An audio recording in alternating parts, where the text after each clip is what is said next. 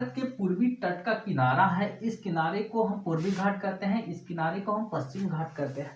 लेकिन पूर्वी घाट के बारे में यह कहा जाता है कि एक्चुअल में यह घाट है ही नहीं, ये नाम के अनुरूप काम करता है। कहीं कहीं पहाड़ियां है, देखिए घाट का अर्थ होता है कठोर होना, लेकिन यहाँ पर कठोरता दिखती नहीं है। कहीं कहीं पहाड़ियां दिखती है, कहीं कहीं जमीन दिखता है। जिस तरीके से पश्चिमी घाट में देखा गया था कि यहाँ पहाड़ियों की लंबी श्रृंखला थी और ये कठोर भाग था, लेकिन पूर्वी घाट में उस तरीके का कठोर भाग नहीं देखने के लिए मिलता है, छोटी छोटी पहाड़ियां हमें देखने के लिए मिलती है। तो उस हिसाब से पूर्वी घाट अपने नाम के अनुरूप नहीं है, और इसको यह माना जाता है कि यहाँ उजाड़ तरीके का पहाड़ है। यहाँ एक पहाड़ दूसरे पहाड़ के बीच, एक पहाड़ है दूसरे पहाड़ के बीच कोई संबंध देखने के लिए नहीं मिलता है।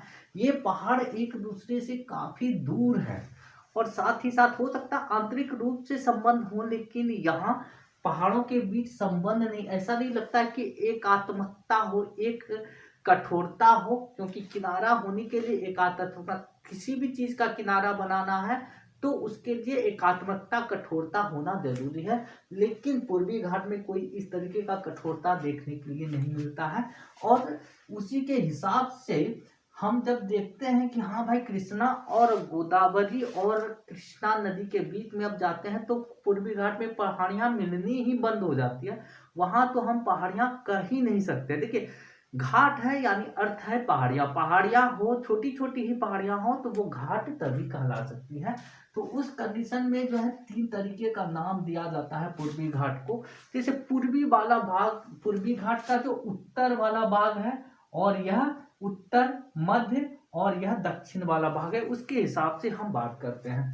उत्तर वाले भाग को हम क्या कहते हैं?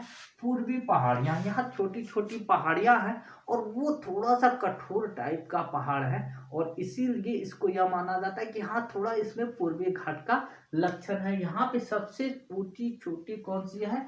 महेंद्रगिरी है, ठीक है, महेंद्रगिरी है। और उसके बाद हम देखते हैं, जब हम उसके मध्य वाले भाग में चले जाते हैं तो यह है हमारा कुडप्पा श्रेणी की पहाड़ियां है।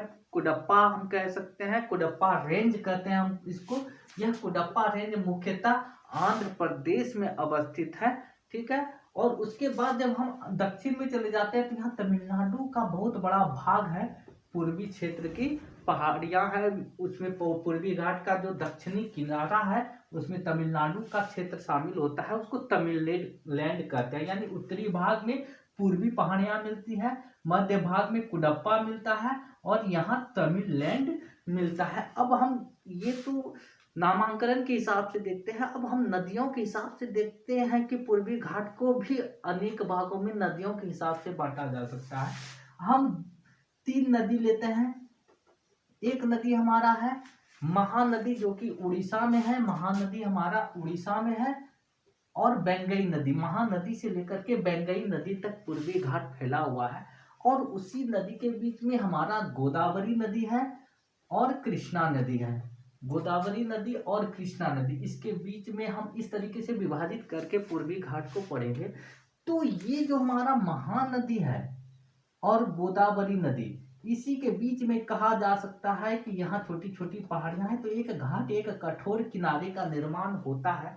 लेकिन उसके बाद हम चले जाएंगे गोदावरी और कृष्णा नदी के बीच में, तो इस दोनों नदी के बीच में हमें पहाड़ियां नहीं देखने के लिए मिलती है। यहाँ एक पहाड़ी मिलती है देखने के लिए, महेंद्रगिरी, और यहाँ तो पहाड़ियां गायब ही हो जाती है। उसके बाद हम जब कृष्णा से भी नीचे चले जाते हैं बेंगई नदी तक, तो यहाँ छोटी छोटी पहाड़ियां देखने के लिए मिलती है, जैसे सेवराई की पहाड़ियां हैं और जावेदी की पहाड़ियां हैं। तो इसमें ध्यान रखने की जरूरत है कि पूर्वी घाट एक्चुअल में वहां पहाड़ियों की कमी देखने के लिए मिलती है, और यह पूर्वी घाट बाद में अंत में यहाँ तो सबसे ऊंचा है, और यह धीरे धीरे नीचा होता हुआ लास्ट में यहाँ पश्चिम घाट में आकर के पूर्वी घाट की पहाड़ियां यहाँ नीलगिरी के पास पश्चिमी घाट में आकर के मिल जाती है। इसको ध्यान रखने की जरूरत है।